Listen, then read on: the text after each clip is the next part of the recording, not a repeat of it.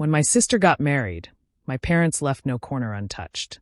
They spent money like water, turning her wedding into a grand show for the world. But when it was my turn, things were different. On the day I needed them most, the seats meant for them stayed empty. And when I asked where they were, their answer cut through me, cold, sharp, and unforgettable. I'm Rachel Lawson, and this is not just about a wedding. It's about a lifetime of being treated as second best. My sister Victoria was always the shining star, the daughter my parents praised, spoiled, and paraded in front of others. I, on the other hand, was the one who had to settle for their silence, their criticism, and their constant reminders that I didn't measure up. I remember Victoria's wedding as if it were yesterday. The chandeliers glittered, the tables overflowed with food, and my parents couldn't stop smiling as they introduced her husband, a successful lawyer, to their friends. My mother boasted about the perfect match, while my father shook hands proudly. Watching it all, I clapped and smiled too, but inside, I wondered if they would ever look at me with the same pride. Then came Ethan Miller. He wasn't from the world my parents adored. He didn't wear suits every day or talk about court cases. He was a plumber, yes, but more than that, he built something of his own. His business thrived because he worked with honesty and skill. More than his success, it was the way he treated me, with patience, respect, and love, that made me sure he was the one. But my parents never looked past the word plumber. To them, it was a stain, a mark that made me unworthy of their support. My father scoffed when I first introduced Ethan, and my mother's lips tightened as if she'd tasted something bitter. And Victoria, standing beside her perfect lawyer husband, smirked as though my choice in love confirmed everything she already believed, that I would always be the lesser daughter.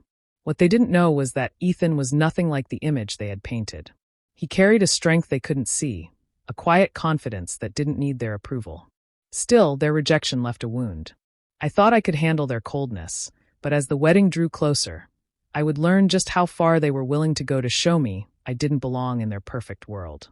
Ethan's proposal came in the quietest, most unexpected way. There was no crowd, no staged moment, just the two of us sitting together one evening. He pulled a small box from his pocket, his hands not shaking but steady, and asked me to marry him as though it was the most natural question in the world. There was no hesitation in me. I said yes before he could even finish, my heart leaping at the thought of a life built with him. For a brief moment, I thought this would change everything.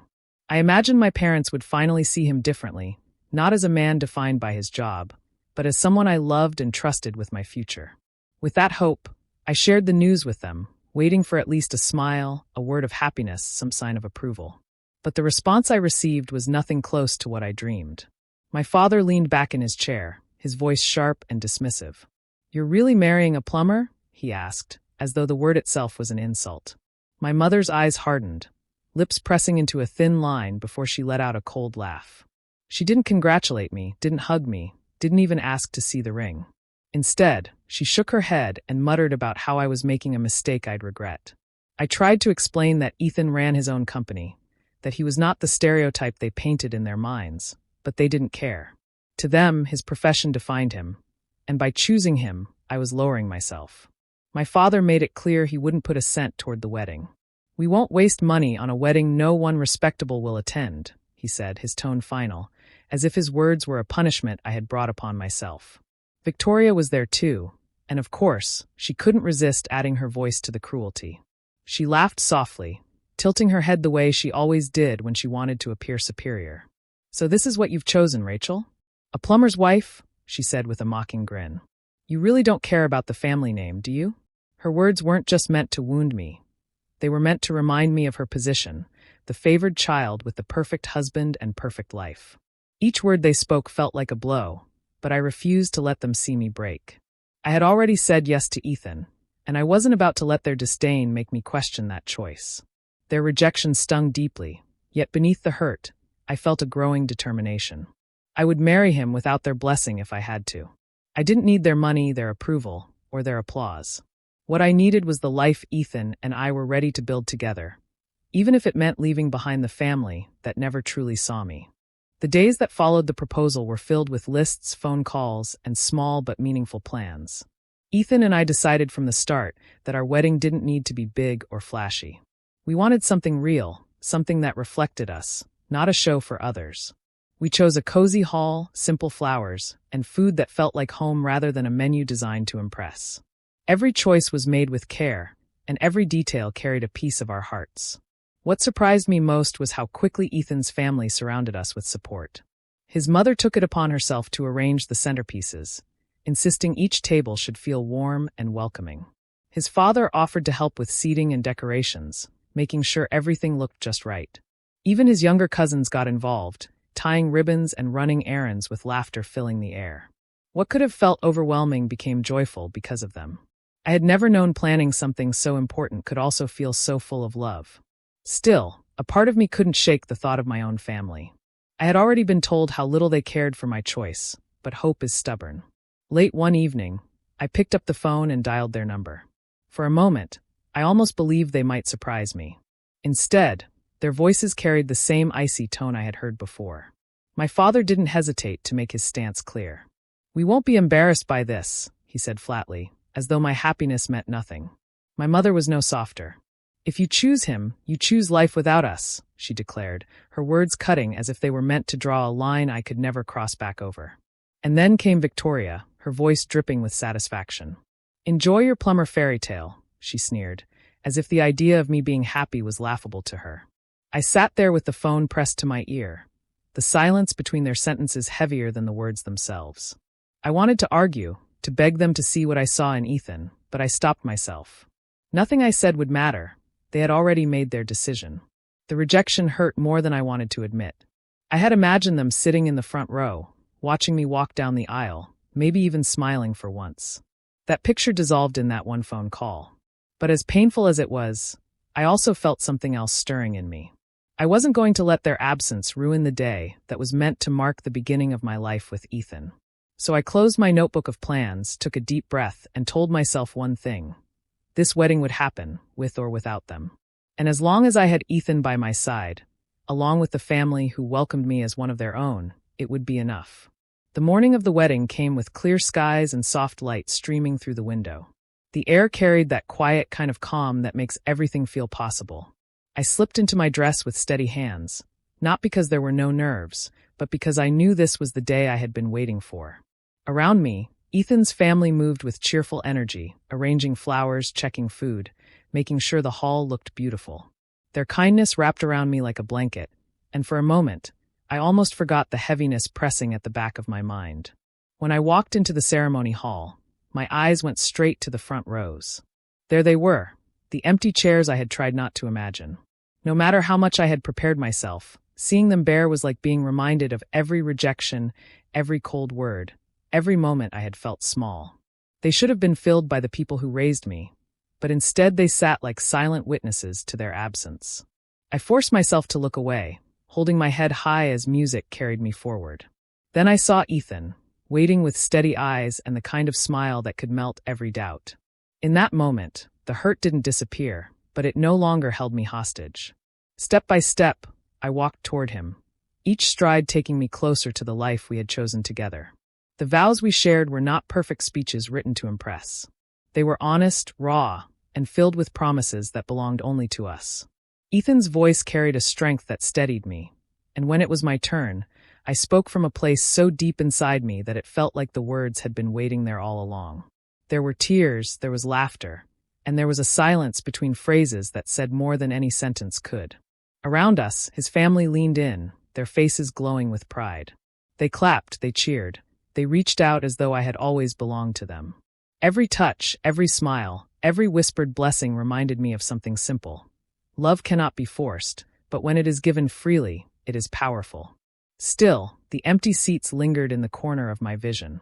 They stood as a reminder that the people who should have been closest had chosen distance instead. The sting was sharp, but alongside the ache came clarity. My parents had made their choice, and so had I. While they clung to pride and appearances, I was stepping into something real, something they could never take away from me. When the ceremony ended, Ethan squeezed my hand, and I knew I didn't need to look back. Surrounded by the people who truly cared, I felt the beginning of something stronger than the pain of rejection. This was our day, and no empty chair could take that away. The reception was winding down when I finally found a quiet corner away from the laughter and music. My dress brushed against the floor as I held my phone in my hands, staring at the screen for longer than I should have. Part of me knew what I was about to hear, yet something inside still hoped for a different outcome. With a deep breath, I pressed the call button. The line clicked, and my father's voice came through, sharp and impatient. Before I could say much, he cut me off. "We told you we wouldn't come. Enjoy your plumber. Don't expect anything from us." His tone was like stone, cold and unmovable. My mother's voice followed, no softer, no kinder. Together, their words wrapped around me like chains, each one pulling tighter, reminding me where I stood in their eyes. For a moment, I couldn't respond.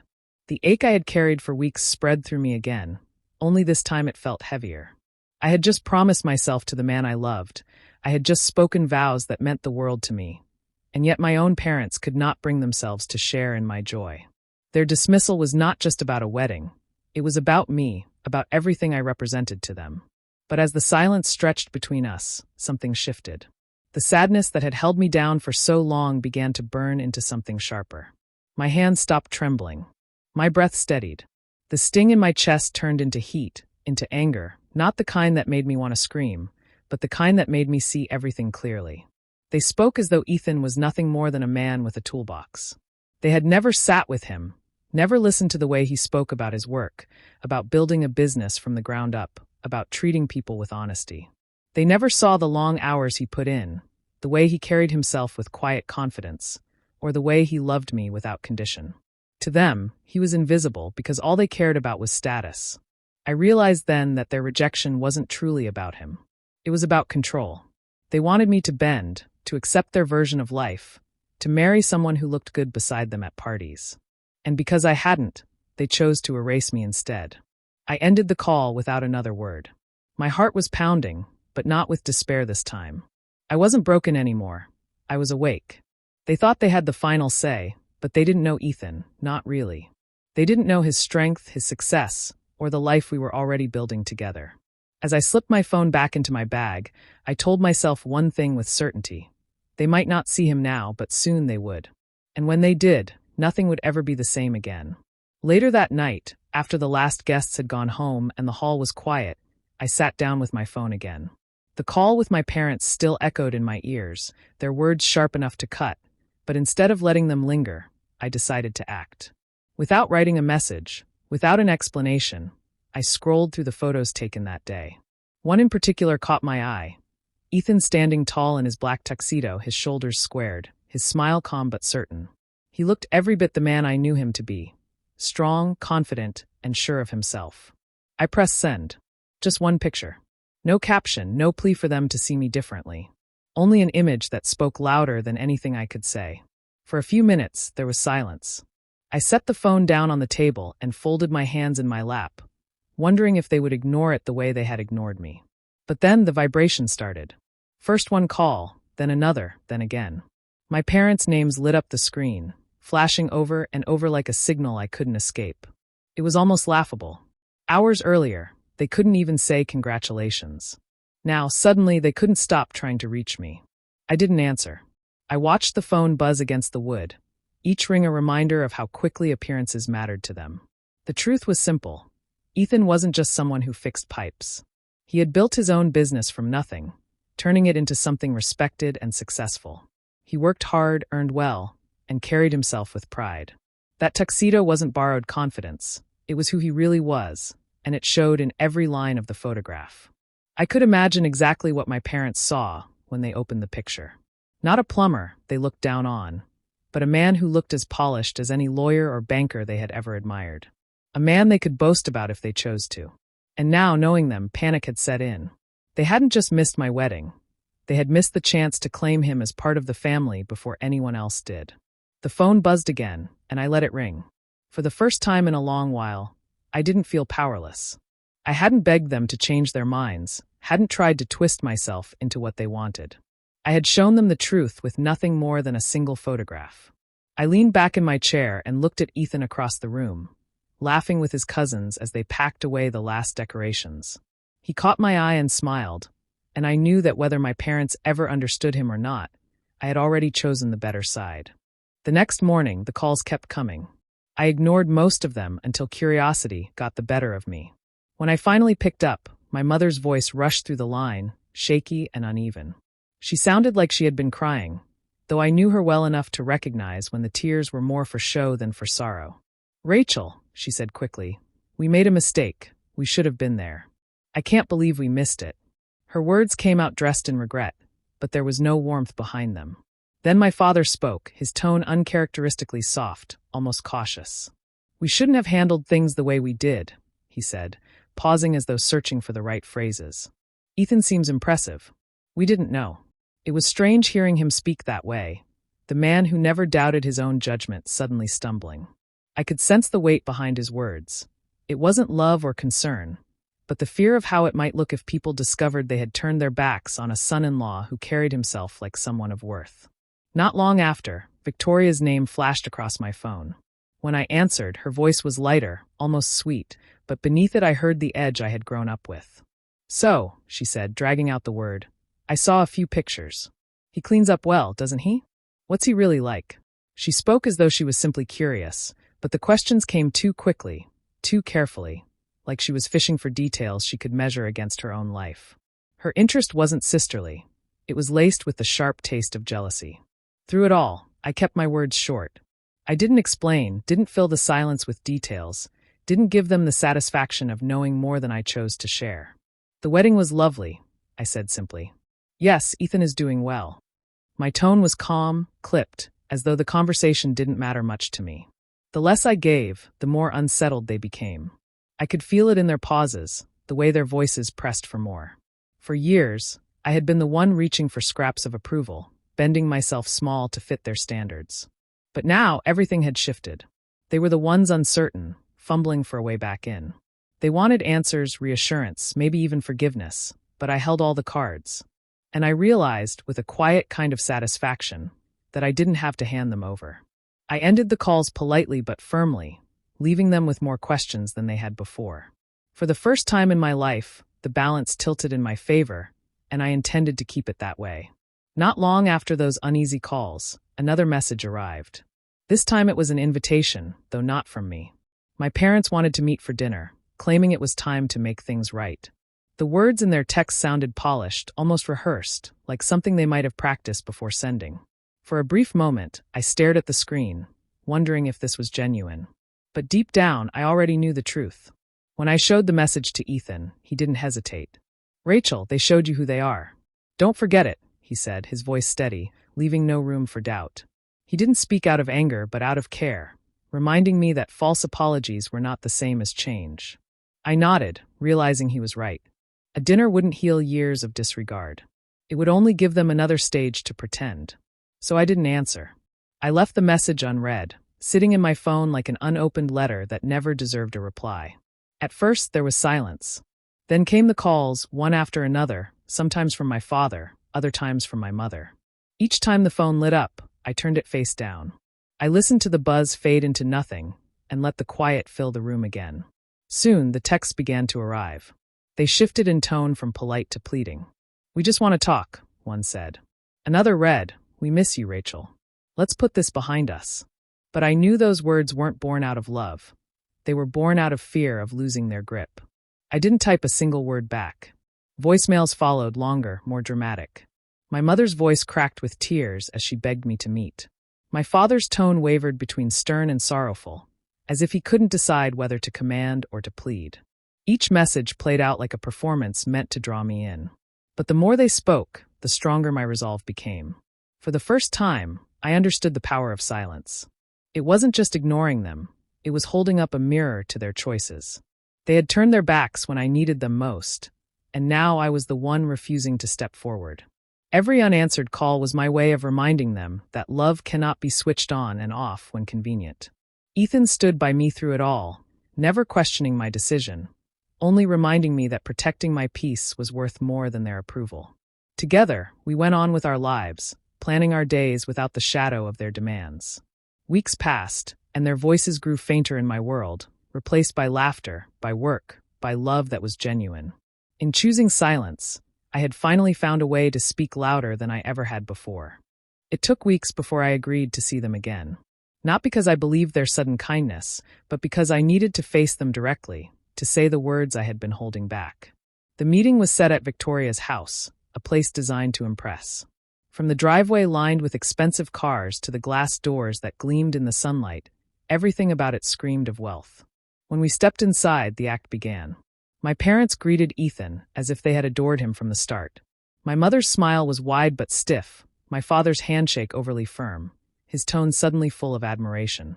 They spoke about his accomplishments, as though they had always recognized them. Anyone who didn't know the truth might have thought we were one big, happy family. I sat quietly for a while, letting them continue their performance, letting them build their illusion of warmth.